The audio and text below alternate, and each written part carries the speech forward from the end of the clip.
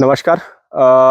जैसे जैसे किसी भी चीज का रंग काला होता है वैसे वैसे वो चीज ज्यादा एनर्जी एब्जॉर्ब करती है।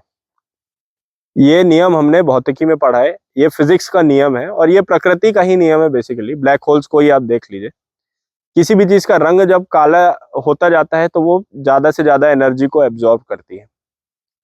और इस प्रिंसिपल से हमें यह भी मालूम पड़ता है कि यदि ये वाटर बॉडी, ये एक तालाब है बेसिकली अभी, लेकिन ये एक निर्मल पानी नहीं है। इसमें इसमें निर्मल पानी नहीं, साफ पानी नहीं है। इसका रंग काला हो रहा है।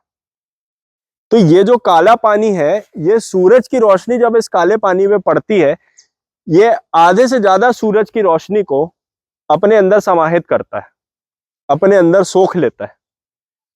और यदि पानी पूरी तरह से निर्मल होता तो उसकी उससे 50% से मोर एनर्जी जो है सूरज की, वो अप्रोक्सीमेटली 50% से मोर एनर्जी वो रिफ्लेक्ट हो जाती है। वाटर बॉडी कोई भी हो, चाहे वो जलाशय हो, चाहे वो नदी हो, चाहे वो ओशन हो, जैसे जैसे वाटर बॉडी काली होगी उसमें उतनी ही ज्यादा सूरज की रोशनी एब्जॉर्ब होगी और वो उतनी ही ज्यादा गर्म होगी, क्योंकि उसका अल्बीडो फैक्टर जो है वो रिड्यूस हो जाता तो है। आइए हम समझते हैं कि अल्बीडो और एब्जॉर्ब रेडिएशन में क्या रिलेशन होता है। तो होता ऐसा है कि जब सूरज की रोशनी किसी भी वाटर बॉडी के ऊपर पड़ती है, चाहे वो समुद्र हो, चाहे वो नदी हो, चाहे वो एक छोटा सा तालाब हो या झील हो या लेक हो, कुछ भी वाटर बॉडी हो, तो उसका कुछ रेडिएशन, जैसा कि आप देख सकते हैं, कुछ रेडिएशन उसका एब्जॉर्ब होता है और कुछ रेडिएशन उसका रिफ्लेक्ट हो जाता है। और एब्जॉर्ब रेडिएशन के कारण कुछ ऑक्सीजन के मॉलिक्यूल्स जो हैं वो उस वाटर बॉडी को छोड़ करके एवेपोरेट हो जाते हैं।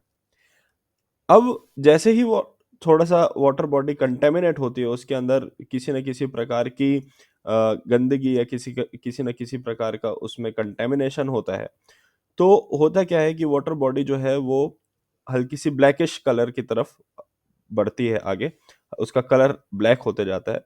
और उसके कारण आप यहाँ देख सकते हैं कि जो रिफ्लेक्टेड रेडिएशन की जो विड्थ है वो कम हो गई है और जो एब्जॉर्ब रेडिएशन की विड्थ है वो और ज़्यादा इंक्रीज हो गई है। और उसके कारण ये जो एक शेमेटिक डायग्राम है वो ये रिप्रेजेंट कर रहा है कि जो एब्जॉर्ब रेडिएशन होगा वो ज़्यादा हो जाएगा इस केस में, और जो रिफ्लेक्टेड रेडिएशन है वो कम होगा। यदि वाटर बॉडी इससे भी ज़्यादा कंटेमिनेट होती है तो आप ये देख सकते हैं कि अब जो एब्जॉर्ब रेडिएशन है वो और ज़्यादा हो गया है और जो रिफ्लेक्टेड रेडिएशन है वो और कम हो गया है।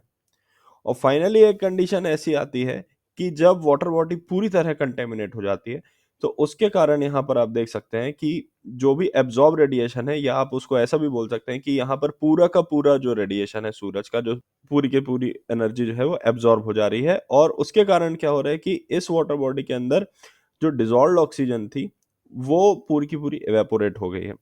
और इस कंडीशन में क्या होता है कि फाइनली ये जो वाटर बॉडी है ये हीटेड हो जाती है, और इसी फिनोमेना को हम बोलते हैं हिपोक्सिया।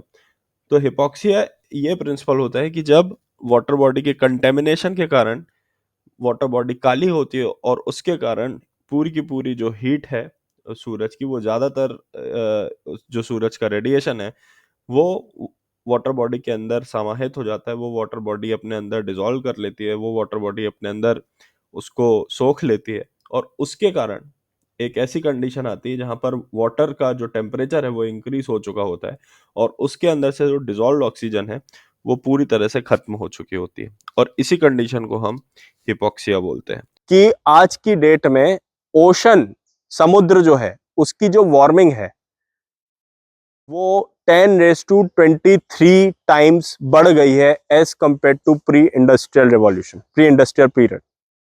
10⁻23 मतलब जेटा जूल्स में ओशन की वार्मिंग बढ़ गई है। और उसके कारण बहुत ज्यादा हार्मफुल इफेक्ट इस पूरी प्रकृति को झेलने पड़ रहे हैं।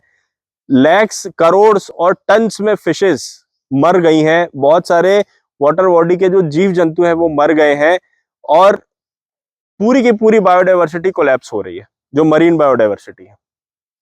तो जो ओशन के अंदर हम लोग कचरा फेंक रहे हैं, जो ओशन के अंदर हम लोग हार्मफुल केमिकल्स छोड़ रहे हैं, जो प्लास्टिक पॉल्यूशन कर रहे हैं, जो ऑयल स्पिलिंग हो रही है ओशन के अंदर, और जो दूसरे पॉल्यूशन हो रहे हैं, उस पूरी चीज के कारण बायोडाइवर्सिटी का हैवी अमाउंट में लॉस हो रहा है। और अल्टीमेटली ये सब चीज हमारे ही ऊपर रिटर्न आ रही है in form of climate change. तो क्या आपको करना है और क्या आपको नहीं करना है, ये मैं वक्तव्य और ये मैं डिसीजन आपके ऊपर ही छोड़ता हूं।